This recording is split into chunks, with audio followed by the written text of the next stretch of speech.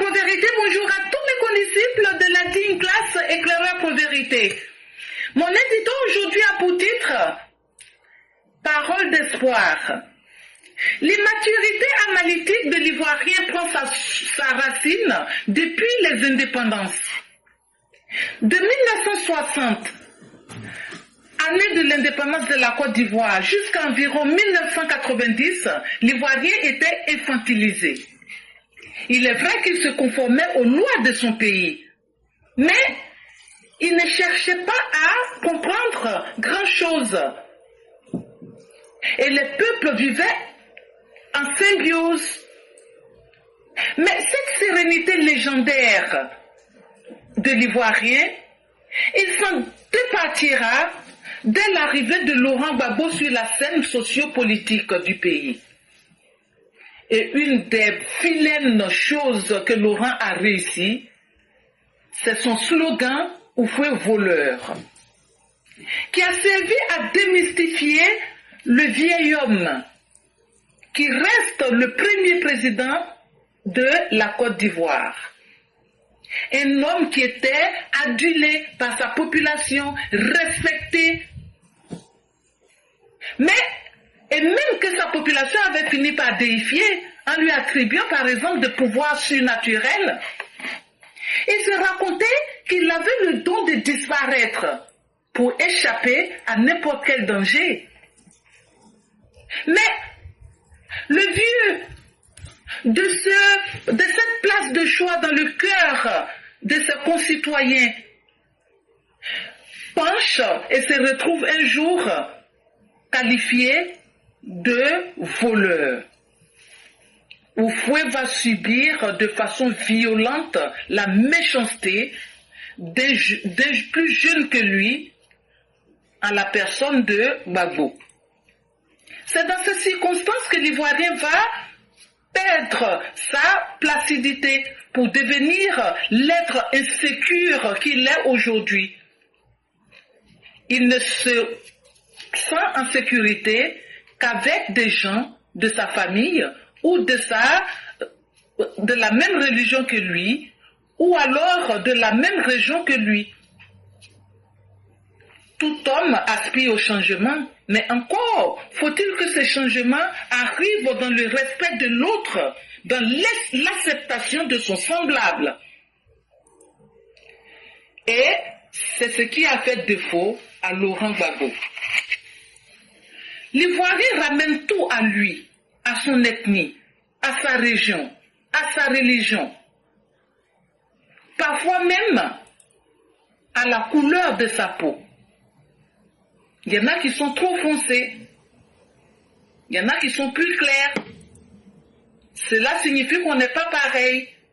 Oh mon Dieu! Nous venons d'assister au concours Miss Côte d'Ivoire. Et je peux vous dire que la Miss Fatine Koné ne fait pas l'unanimité. La chose prend des proportions alarmantes. Il n'y a qu'à lire les commentaires de ceux qui contestent la petite, qui du reste est la plus gracieuse des trois. Que Miss Côte d'Ivoire, Fatou Koné, se rassure. Le même accueil a été réservé à Miss Olivia Yassé. Et pourtant, cela n'a pas empêché cette dernière de représenter la Côte d'Ivoire au plan mondial. Et oui, c'est décevant, mais il faut le dire. C'est regrettable, mais il faut le reconnaître. Il a fallu que le changement arrive par Gbagbo, qui lui-même n'est point une référence. Néanmoins, toujours est-il que l'espoir est permis, car Gbagbo, tel un égrégore, a été destitué à travers ses propres travers. Ne lâchons rien. Disons-nous la vérité. Demain sera meilleur. Merci et à bientôt. Comme par intuition, Mère Blanc a terminé avec le mot que j'ai débuté en disant que seuls des faibles d'esprit regardent les intérêts du moment sans passer à l'avenir. Et donc demain sera certainement meilleur. Mais comment faut-il rendre demain meilleur? Pour rendre demain meilleur, il faut que nous, aujourd'hui, nous ne cédons pas au désespoir. Il faut que nous nous battions contre les valeurs de la honte dans notre société. Elle a pris un seul exemple parce que Gbagbo est l'incubateur même du désordre en Côte d'Ivoire. Gbagbo, c'est le père du désordre dans tous les sens. Et si vous voulez des exemples, on peut vous en donner à foison. C'est lui qui en 90, déjà avant les élections, disait que Houphouët avait manipulé et que Houphouët avait déjà volé son élection. Nous, Front populaire ivoirien, en accord avec les partis frères de la coordination, c'est-à-dire en accord avec les partis de la gauche démocratique, nous disons non à des élections truquées d'avance. Vous avez entendu, non? Bon, tout ce que vous êtes en train de faire en 2020, là, pour dire non, on n'a qu'à mettre Gbagbo, on n'a qu'à faire ceci, là, c'est ce qu'il ne peut pas avoir. Mais dès le jour que vous allez mettre son nom, là, il va dire que vous aviez truqué les élections. On dit que le chien ne change jamais sa manière de s'asseoir. Gbagbo ne croit qu'en la violence. J'ai déjà fait une émission où j'ai expliqué l'anarchisme. Et j'ai expliqué comment ces gens-là, c'est leur idéologie politique et comment ils l'imposent en toute situation. Chez eux, la seule arme pour s'imposer et la seule arme qui vaille, c'est la violence, la manipulation. Et Laurent Gbagbo ne peut pas changer. Et ce n'est pas à moi de vous dire qui Laurent Gbagbo est. Et Mère Blanc a si bien fait que je prends des anciens collaborateurs de Laurent Gbagbo pour qu'ils vous disent qui Laurent Gbagbo a été.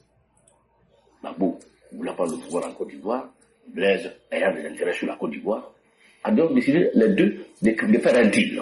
Blaise dit, je te donne 20 millions de francs CFA par mois à partir du mois de janvier 1989 jusqu'à ton accession au pouvoir en contrepartie. Quand tu arrives au pouvoir, accorde-moi des facilités au port de Saint-Pétersbourg et essaie de voir comment tu peux naturaliser les 3 millions de Burkinabés qui sont rentrés en Côte d'Ivoire depuis 1930 jusqu'à nos jours. Maintenant, Blaise a respecté son contrat jusqu'à l'an 2000. Il a même proposé un bonus de former des militaires ivoiriens qui, au cas où Houphouët persistait au pouvoir, qui peut organiser une opération pour le renverser. Ces militaires-là, on les connaît, c'est le colonel Oulata, c'est même Dakoudabri qui a suivi même des formations, c'est le capitaine Akapia, tout cela, c'est sur Blaise que ces gens ont été formés. Nous avons salué l'arrivée des militaires au pouvoir. Tout comme les socialistes et les démocrates portugais avaient salué en 1974 l'arrivée des militaires. La révolution des épées. Toutes les villes de Côte d'Ivoire et dans tous les quartiers, les patriotes ivoiriens peignent la rue.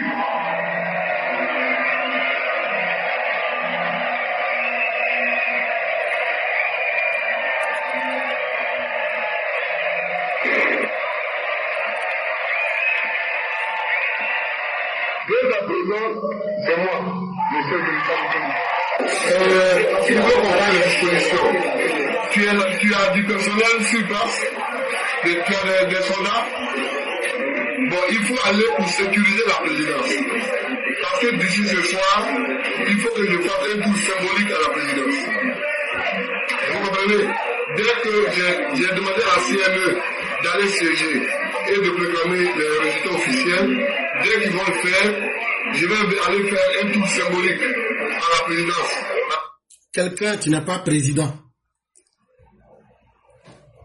tu t'accapares des moyens de l'État, tu n'attends pas qu'on proclame les résultats et tu fais un tour symbolique à la présidence avant la proclamation des résultats. C'est que le monsieur a dit les moyens militaires avec les Oulata Gouadi là. C'est en 90 le coup d'état qu'il a fait. C'est ce que lui-même est en train de vous expliquer ici, Gbagbo. Avec mes gars, c'est pas pour rester, c'est juste pour faire un coup symbolique, voir, et puis je vais revenir. Ces jours, les 25 et 26 octobre 2000, parce que Dieu Tout-Puissant, qui détient la royauté, le pouvoir et l'autorité des hommes, a effectivement utilisé puissamment un des vôtres, le commandant Oulata Gauditière, pour établir président de la République de Côte d'Ivoire chef de l'État. Si je n'avais pas été aide du corps, commandant GSPR, chef du corps du premier bataillon d'infanterie, commandant Alexandre Koulou, en octobre 2000, Gbagbo Laurent n'aurait jamais président de la République. C'est donc aussi l'armée qui a imposé Gbagbo au pouvoir le 23, le 5, le 6 octobre 2000. Ce n'est pas le combat de la victoire du FPI. Et c'est moi, inspiré par le Saint-Esprit, qui est forcé Gbagbo à prêter serment le 26 octobre 2000. Demandez-lui.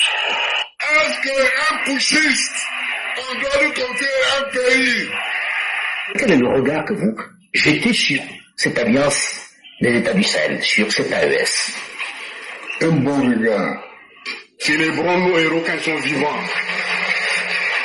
Souhaitons beaucoup de chance, beaucoup de courage au capitaine Ibrahim Traoré, à Assimi Koïta et Atmani du Niger. C'est important que de leur vivant, ils sachent que nous sommes avec eux. C'est mon élève syndicaliste et politique. Et je dis à ce... Gbagbo même qui dit que lui, il est politicien. Je suis en train de vous montrer, depuis 1990, ce que l'individu est. Celui même qui a formé Gbagbo, là, c'est lui qui est en train de vous parler actuellement. Qui veulent ça, connaissent mieux Laurent. Je dis, il y a plusieurs Laurent Gbagbo. Le Laurent Gbagbo étudiant syndicaliste, le Laurent Gbagbo citoyen ordinaire, le Laurent Gbagbo homme politique et le Laurent Gbagbo chef d'État. Ces quatre individus sont différents. Bon, moi, ça me ferait très mal qu'on qualifie M. Laurent Gbagbo de panafricaniste. Et moi-même, je pensais qu'il était panafricaniste quand il était à l'opposition, à travers les discours qu'il tenait. C'était un monsieur que j'admirais beaucoup à travers les discours qu'il tenait. Mais, une fois que je l'ai vu à l'œuvre, à l'action, donc ça me fera sourire d'entendre que M. Laurent Gbagbo est un panafricaniste. Le panafricanisme, c'est l'affirmation que la nation africaine est possible. La République africaine intégrale est possible à partir du dépassement des blessures de la traite des Noirs et de la colonisation. Or, Laurent Gbagbo veut d'une Côte d'Ivoire qui appartienne strictement aux Ivoiriens. Donc il veut la fin du panafricanisme ivoirien. Car avant Laurent Gbagbo, la Côte d'Ivoire était une république de panafricanisme concret. C'était une république inclusive. À partir de Laurent Gbagbo, elle devient une république de panafricanisme abstrait. Une république où le panafricanisme est un pur dogme, un flatus vocis, un mot jeté en l'air, alors que les pratiques sont profondément anti-panafricaines. Laurent Gbagbo se présente dès lors comme un imposteur pour ceux qui analysent réellement ces pratiques politiques. Le Front populaire ivoirien, le parti que nous avons fondé avec M. Laurent Gbagbo, se voulait un parti panafricaniste et un parti de gauche. Dès 1994, les signes étaient là. Les signes que le Front populaire ivoirien, parce qu'il a abandonné idéologiquement la ligne, parce qu'il était en rupture avec la philosophie politique que nous incarnons, parce qu'il avait épousé tout ce qui était bon pour arriver au pouvoir, il fallait le faire. Il était évident que ce parti utilise la violence que nous avons vu exprimer, que ce parti essaie d'utiliser les étrangers comme faire valoir pour exprimer sa violence. Vous avez entendu? Le parti qui utilise tous les moyens pour parvenir à ses fins. Et aujourd'hui, vu que l'État actuel ne leur permettra pas de prendre les étrangers pour bouc émissaire, ils ont blagué ces moutons du Burkina, du Mali, pour faire croire qu'eux sont devenus panafricains. Et comme ça, ils ont eu aussi ces analphabètes-là. Mais ils ne veulent que le pouvoir. Mais dans leurs différents meetings, ils disent, quand on va finir de prendre le pouvoir, vous les Maliens, les Burkinabés, on va vous égorger cette fois-ci. Mais on continue. Puisque dans ce monde, même les idiots ont droit de citer.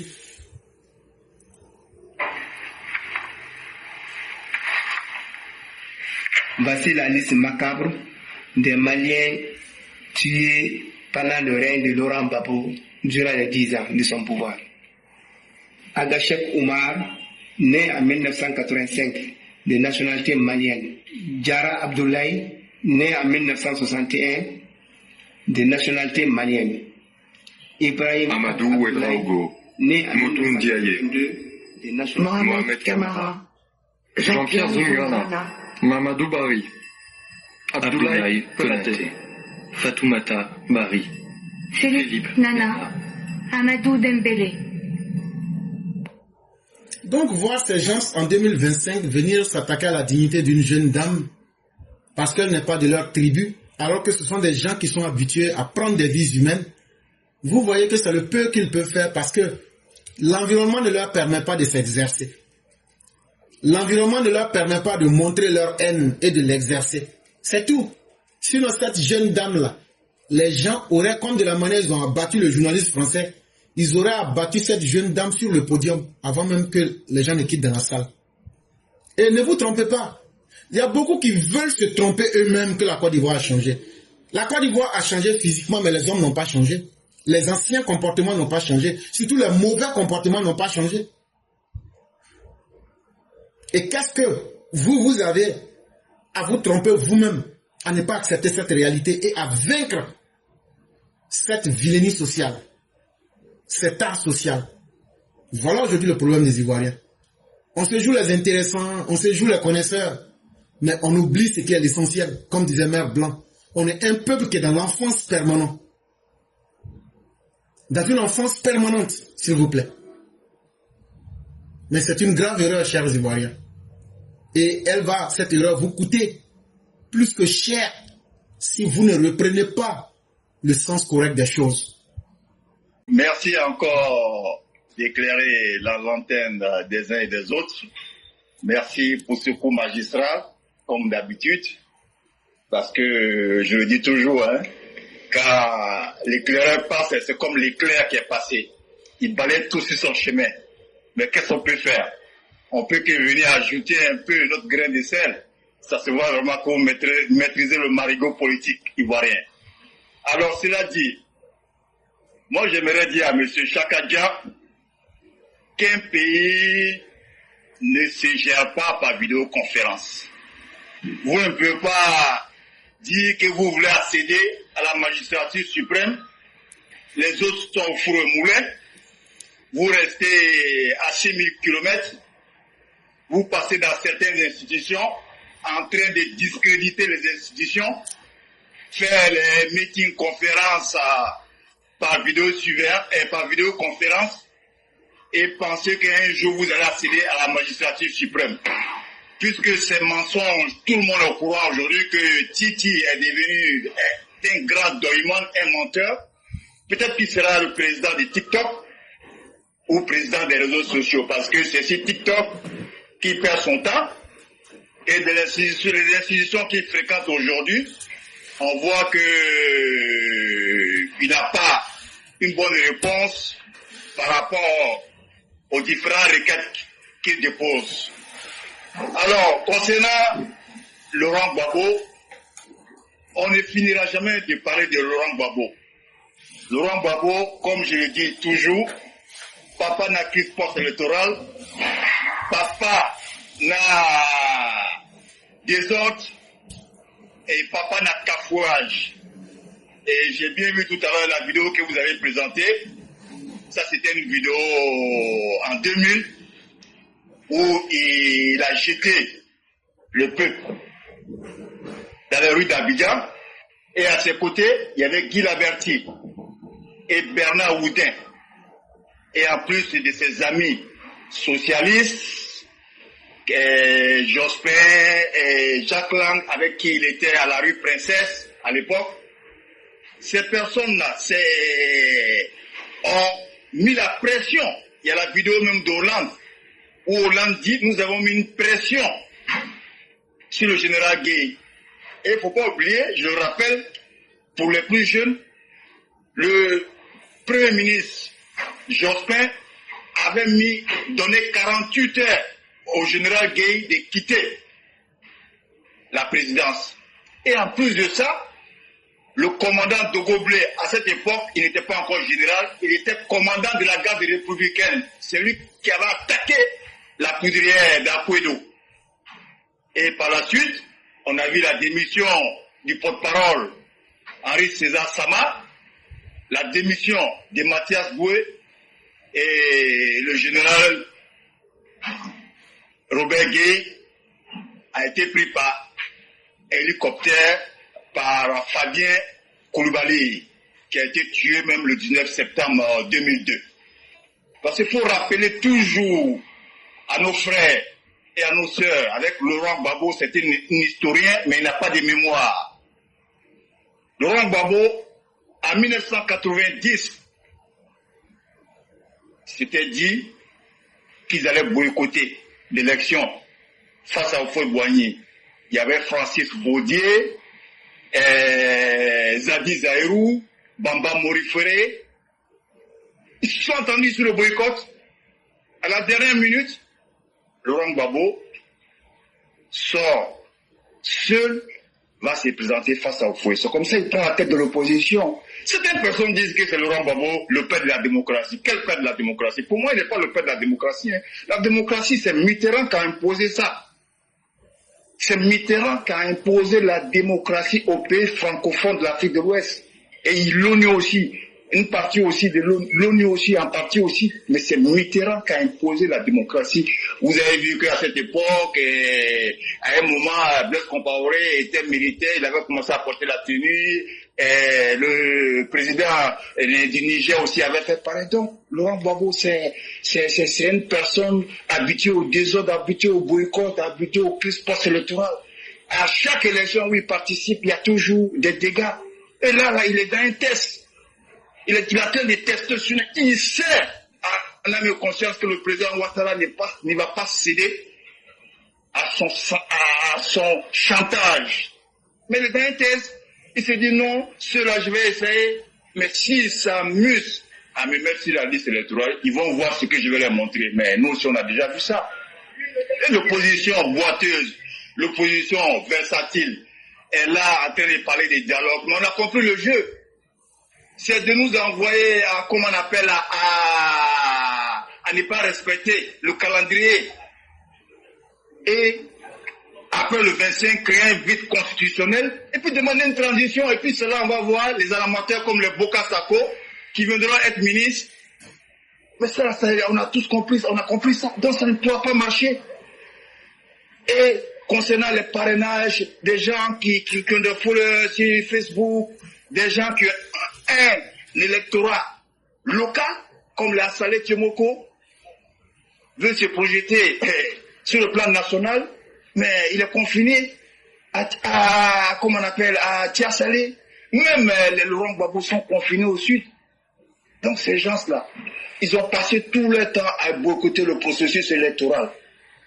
Aujourd'hui, ils viennent demander une RLE. RLE par rapport à qui? Par rapport à Tidjane Thiam. Mais non. Tidjane Thiam ne sera pas candidat. Gbagbo ne sera pas candidat. Akosé Benjo ne sera pas candidat. Blé Goudé ne sera pas. Sorogion ne sera pas. Ils ne seront pas tous candidats. Et le ciel ne va pas tomber sur la tête de la Côte d'Ivoire. Ça s'est déjà vu en 1995, ça s'est déjà vu en 2000. Donc, point bas. Maintenant, ce qu'ils veulent faire, qu'on n'a jamais vu là, qu'ils fassent ça et puis c'est tout. Ce qui est sûr, au niveau de la sécurité, comme je le dis toujours, les grands oreilles de la République sont en alerte. Il y a des caméras de surveillance sur tout, presque tout à Abidjan. Tu agresses une personne aujourd'hui à Abidjan, le lendemain on te rattrape même dans une autre ville. Il y a des drones de surveillance, il y a des satellites. Et le président, il est le chef suprême des armées. Donc il n'a pas joué avec... il ne joue pas avec la sécurité. La rigueur, on gère un pays avec la rigueur. Comme je le disais hier, on ne n'hésite pas un pays parce qu'on veut, mais parce qu'on a la capacité de gérer des communautés, de déjouer des coups, de déjouer des plans. Et pour la stabilité, pour la sécurité, on veut le président Ouattara. Et certaines personnes, je vais finir par là, vont souvent parler des bilans, qu'est-ce que le président Ouattara a fait, parlez-nous de votre bilan. Mais si on veut parler des bilans, dans tous les domaines, que ce soit la santé. Aujourd'hui, il y a à moins de 50 km, on a un centre de santé. Tout cela, c'est l'IDH. Est-ce que ce n'est pas des hommes qui se soignent là-bas? Les écoles, les établissements, lycées, collèges, on était à 300. Aujourd'hui, on est à 900. C'est-à-dire que le président Ouattara, après 2011, a construit 600 lycées et collèges. Il a fait plus que les 3 présidents. Les salaires ont augmenté, la masse salariale. On était à 900 milliards. Aujourd'hui, on a 2300 milliards. Le SMIC, des 35 000, on est passé à 75 000.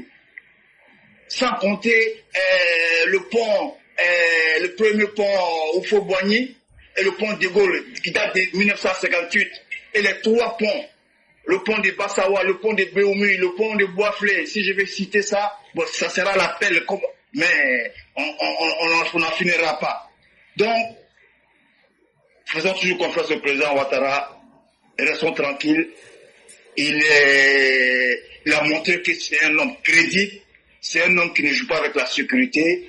Et la majorité des Ivoiriens, 90% des Ivoiriens se reconnaissent aujourd'hui à Alassane Ouattara. Donc je demande à tous les Ivoiriens de se désabonner de ce monsieur qui est Laurent Gbagbo, papa d'actrice post-électorale, parce que j'attends, Soro Guillaume vient de rejoindre le mouvement Trop c'est trop. Mais Soro Guillaume, il est dans le mouvement Trop c'est trop depuis, je le dis toujours de façon officieuse. C'est son fils, c'est un produit pur. Lui est blé boudé. Donc, il faut que chacun soit mobilisé, il faut que chacun fasse attention, il faut que tous les Ivoiriens, même chacun soit son propre policier. Parce qu'on sait que ces personnes-là préparent le désordre, préparent le chaos. Et Dieu n'est pas gaou, Dieu ne pourra pas accepter que voilà, ces personnes-là puissent déstabiliser ce pays-là. Encore une fois, M. Claire, je vous remercie d'éclairer la lanterne des uns et des autres. Merci toujours pour tes coups et que Dieu bénisse ta Côte d'Ivoire. Merci Épervier Sage, merci encore pour ce cours magistral d'histoire aussi, parce que le rappel est très utile, parce qu'il permet, pour ceux qui n'avaient jamais entendu, de pouvoir tester leur esprit et leur niveau. Mais pour ceux qui le savaient, ça permet encore de se questionner et de digérer à nouveau ce qu'ils savaient. Et avec des gens comme Laurent Gbagbo, des pervers narcissiques, c'est ceux-là qu'on appelle des psychopathes. Ça veut dire, eux-mêmes, ils font du mal. Non seulement ça ne leur dit rien, mais ils ont même l'impression qu'en faisant du mal, leurs victimes en recueillent du plaisir. Et ils ne savent pas qu'ils font du mal aux autres. Et face à de telles personnes, c'est le rappel. Ce que nous faisons, peut-être, c'est la parole. Mais le fait de montrer ce qu'ils sont vraiment, eux, ça les gêne. Parce qu'on est en train de montrer leur visage et la vérité qu'ils n'auraient pas voulu que les gens sachent. Et ça les gêne profondément. Et il ne faut pas que nous cédions. Il ne faut pas que nous nous découragions. Continuons à frapper là où il faut, jusqu'à ce que le monde entier finisse par vomir ces personnes et que la mort vienne les rappeler pour que l'humanité puisse les enterrer pour de bon. Vraiment, merci infiniment à vous-même. On va vous souhaiter ainsi qu'à toute la famille une excellente soirée et que Dieu nous protège tous. Comment allez-vous? Oui, ça va très très bien. Dieu merci. Comment va la journée? Oui, la journée, ça a donné. Bon, on vient d'arriver à la maison, puis voilà, on est en famille. Dieu merci. Que Dieu nous protège tous. Amen. Amen. Donc, on va vous laisser vos 10 minutes. Ok, vraiment merci, merci encore. On va jamais finir de te dire merci. Et tu finis sur un mot que j'emprunte. Vraiment, Laurent Gbagbo est un psychopathe. Le mot, vraiment, tu as trouvé le mot. Quelqu'un qui fait du mal et s'en réjouit. Parce que pour Laurent Gbagbo, il s'érige même en victime. Et que on a toujours dit ici, apprenons à poser des bons actes. Apprenons à nous comporter bien dans notre société. Éduquons bien nos enfants. Éduquons notre entourage. Et on l'a dit. Laurent Gbagbo, je crois que c'est une erreur de la nature. Parce que on a vu son parcours depuis 82 où tous les étudiants sortaient tranquillement pour aller étudier en France. Il a fallu un monsieur créer des problèmes pour sortir, en tout cas démontrer à la face du monde que Houphouët-Boigny était un diable. Et nous savons la qualité humaine de Houphouët-Boigny. On l'a déjà dit. Il a pu faire des erreurs, mais on a vu. Donc ce monsieur-là, qui a mené une campagne farouche, en tout cas un dénigrement total contre le président Houphouët-Boigny. Houphouët-Boigny a été blessé dans son âme. Houphouët-Boigny a été humilié par Laurent Gbagbo. Nous qui qui étions élèves et étudiants, et naturellement on a suivi leur opération parce que nos professeurs là, c'était nos références. En tout cas, dans notre temps, le professeur était un vrai intellectuel, un homme à respecter. Voilà pourquoi nous tous, on a participé à ce mouvement de vous voler. Chaque fois que j'ai l'occasion, en tout cas, je demande pardon à Dieu pour tout ce que j'ai pu dire à ce vieux là. Il faut qu'il a fait ce qu'il pouvait faire. Laurent Gbagbo, comme il est, le chien ne change jamais sa manière de s'asseoir. Voilà comment il a éduqué ses enfants, voilà comment il a éduqué ses élèves, voilà comment il a éduqué sa communauté. Et regardez aujourd'hui tous ceux qui sont autour de Laurent Gbagbo. Regardez, citez-moi quelqu'un qui est sorti à côté de Laurent Gbagbo, qui est sorti de l'école de Laurent Gbagbo, qui a posé du bien. Laurent Gbagbo, depuis son opposition jusqu'à arriver au pouvoir, perdre le pouvoir jusqu'à aujourd'hui, il est arrivé à un certain âge. Quelqu'un peut me dire un seul acte social d'ampleur nationale que Laurent Gbagbo a posé? Vraiment, moi, je ne connais pas. Si vous connaissez, tu es le grand maître, tu peux nous informer. Je suis sûr qu'on en a débattu plus d'une fois. Il n'y en a pas. Non seulement lui, il n'a opposé aucun acte d'ampleur sociale, aucun de ses élèves, aucun de son entourage, il n'a pu poser un seul acte. Voilà Soro Guillaume qui a géré la centrale à Boaké durant des années. Quel acte, quelle action sociale ce gars-là a posé? Le Goudou aujourd'hui dont on parle, dit qu'il a été milliardaire. Qu'est-ce qu'il a pu poser comme acte pour sa communauté, pour sa famille, pour le pays? Il n'y en a pas. On voit les leaders qui continuent encore de raconter des bêtises. Les Africains qui sont rentrés dans les moulins. Simon Gbagbo est là. Voilà les poids Justin, les Damana Pikas, les Kone Katina, qui ne se sont pas encore rendus compte. Tu l'as bien indiqué, la Côte d'Ivoire a changé. Que les Ivoiriens ont grandi. On a grandi. On a appris. On a vu le chaud et le froid. Aujourd'hui, on est capable de réfléchir. On est capable de décider pour nous-mêmes. Mais jusqu'à présent, ces gens-là sont bloqués. Leur logiciel est bloqué, éclairé. Ça, c'est l'Ivoirien que Laurent Gbagbo a fabriqué.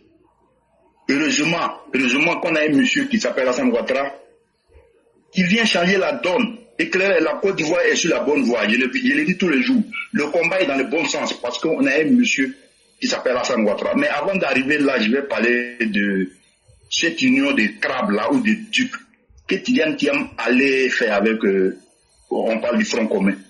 Tidjane Thiam a sali la mémoire de Félix Houphouët-Boigny. Voilà un monsieur qui s'appelle Laurent Gbagbo, qui a humilié le père fondateur, qui a utilisé sa jeunesse pour humilier le vieux. Et aujourd'hui, lui, il est vieux. Il va utiliser la jeunesse du petit-fils de Houphouët-Boigny pour faire du mal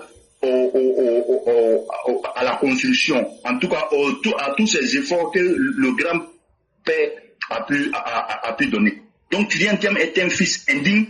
Le PDCI, je l'ai déjà dit une fois, je vais toujours remercier cette dame-là, Valérie, qui est une dame de valeur, qui a démontré que tout le monde n'est pas indigne comme ces gens-là, qui se laissent piétiner et qui ne disent rien. Parce que, je l'ai dit une fois, Houphouët-Boigny, c'est vrai, il a géré le PDCI, après Bédié est venu, Bédié, il a marché sur eux, littéralement. Mais ils avaient la chance aujourd'hui, ils ont eu l'occasion de se ressaisir, de sortir un peu du lot, ces cadres-là qui ont été formés. Parce que rappelons que le PDCI quand même a formé la plus grande majorité des cadres aujourd'hui en Côte d'Ivoire. Mais eux là, c'est un aventurier, soi-disant petit-fils de Houphouët-Boigny, qui a fini son aventure, qui a fui le pays quand la Côte d'Ivoire avait des problèmes, et qui vient encore marcher sur eux, et ils se laissent marcher dessus. Des fils indignes, des filles indignes, qui vont mettre le feu à l'héritage de Félix Houphouët-Boigny, le créateur du PDCI, parce qu'il y a un petit-fils indigne qui est venu vendre l'héritage de son papa à un voyou, à un psychopathe. Je dis que le PDCI, c'est de bonnes guerres pour nous l'éclairer, parce que si le PDCI suit cette logique-là, ils ne vont pas aller aux élections de 2025. Et si le PDCI ne va pas à ces élections de 2025-là, le PDCI est mort. Le PDCI, c'est un suicide collectif. Le PDCI est mort. C'est de bonnes guerres pour le RHDP. Certains, et le président l'a dit, il a un mot que j'aime employer tous les jours, où il dit qu'il y a des militants de la 25e heure. Et clair, la 25e heure, on est tous conscients que ça ne va jamais arriver. Jamais. Donc il y a des gens qui ne vont jamais comprendre. Même Dieu, il y a des gens qui ne sont pas d'accord avec Dieu. Quoique les images, les preuves sont là, mais ils ne sont pas d'accord. Donc ces gens-là, ils ne vont jamais comprendre, éclaireur. Donc c'est de bonne guerre pour le RHDP. Pour aboutir, éclaireur, tout n'est pas noir en Côte d'Ivoire. Je l'ai dit, il y a de l'espérance. De l'espérance que nous a apporté le président Alassane Ouattara. Regardez, quand j'ai vu la mobilisation de la diaspora la semaine passée, j'ai dit waouh, il y a du monde. Mais éclaireur, quand on finit de voir cette mobilisation exceptionnelle de la semaine passée, d'abord au parc d'exposition de Port-Boué, éclaireur, il y a une chose qui m'a marqué. J'ai dit que un grand est né.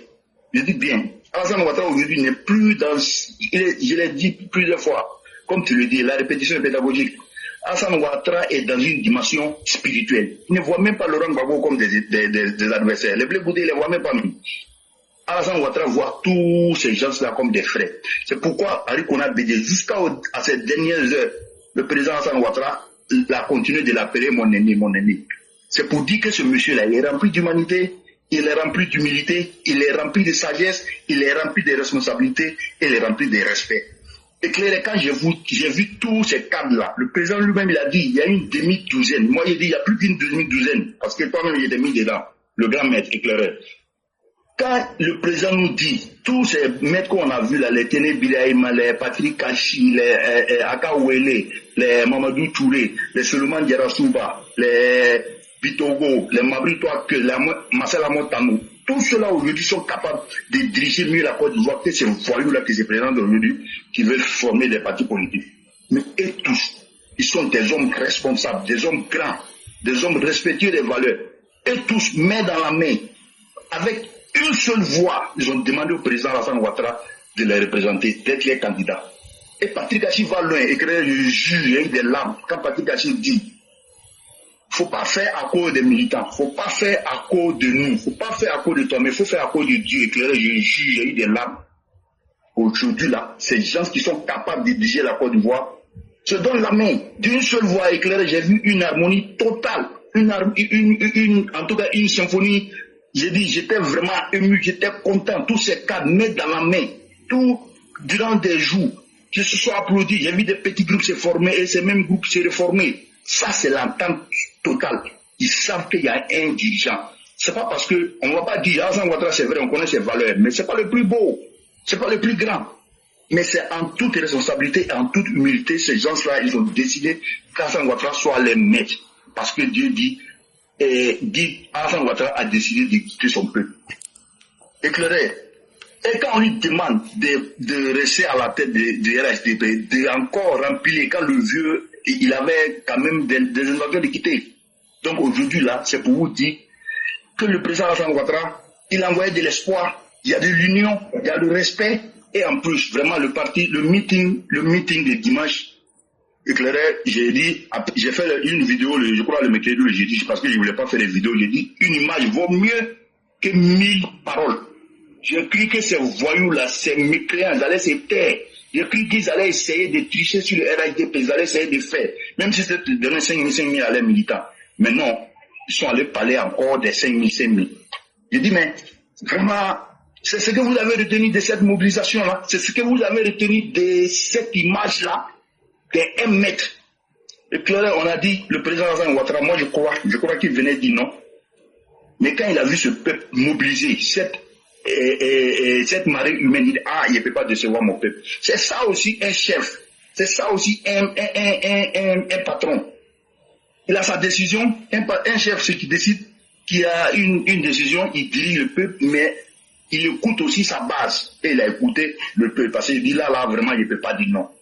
Éclairé, on va finir toujours pour vous dire merci. Merci pour nous donner la parole. Et aujourd'hui, cette opposition qui réclame le dialogue. Éclairé, je ne vais pas finir ça dans le noir, je ne vais pas finir sur une note positive. J'ai dit, il y a de l'espoir. Nous avons grandi. Tous ces cas que nous avons vus là, il y a au moins 50 ans de gestion du pouvoir qui sont là. Quand on prend Patrick Kachi, jusqu'à Mamadou Touré, jusqu'à Solomon Diarasouba, nous-mêmes on vient, on est formés, éclairés. Tout ce qui nous manquait, c'était un cadre pour pouvoir s'exprimer.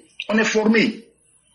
Et ils ont refusé de se former. Ils ont refusé tout. Ils se sont agrippés à un monsieur qui les a menés dans le mur, parce que Laurent Gbagbo n'a pas su éduquer ses enfants. Bon, lui-même, il n'a aucune éducation. Donc, comment il va pouvoir éduquer ses enfants? Nos parents nous ont éduqués bien. Nous avons appris, nous sommes allés dans les mêmes écoles que ceux-là. Et clair, on va régner sur eux encore parce que nous sommes dans la vérité. Nous sommes dans la vérité, on va régner sur eux. Vraiment, je vais m'arrêter là pour ne pas me monopoliser la parole. Mais j'ai dit, merci à quoi aujourd'hui la Côte d'Ivoire, c'est un Côte d'Ivoire s'envole, l'éclaireur. Le 25 octobre 2025, l'a dit au président Alassane Ouattara, il n'a pas besoin de faire comme ça. Ça sera une journée de reconnaissance d'un peuple à son bâtisseur infatigable. Et c'est ce qui va se passer. Le combat est dans le temps, cher éclaireur. Vraiment, merci beaucoup, le grand maître. Et j'aime beaucoup votre expression, le combat est dans le bon sens. Ça explique tout.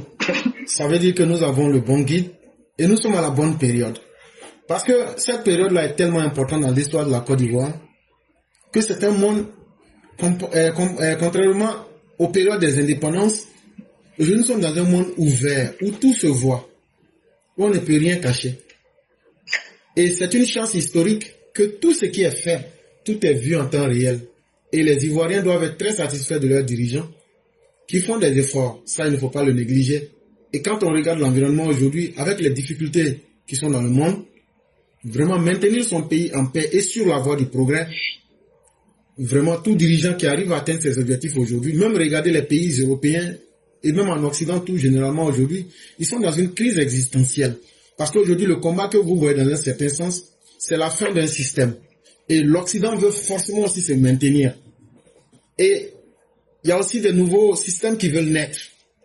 Et donc nous sommes dans une phase transitoire. Et quand c'est comme ça, ce n'est pas facile pour le monde. Et donc, ceux qui arrivent à stabiliser leur pays et à amener leur pays vers le chemin du salut ne sont pas beaucoup. Les chers Ivoiriens, ne faites pas l'erreur de trop vite vous débarrasser du président Ouattara. Parce que c'est une grosse barrière entre vous et beaucoup de choses que vous ne maîtrisez pas. Vraiment, merci à vous-même. On va vous souhaiter une excellente soirée et toute la grâce de Dieu. Ok, vraiment merci cher éclaireur et merci à toute la classe. Continue de nous donner le savoir et puis voilà, nous sommes à l'écoute. Il n'y a pas de problème. Merci beaucoup.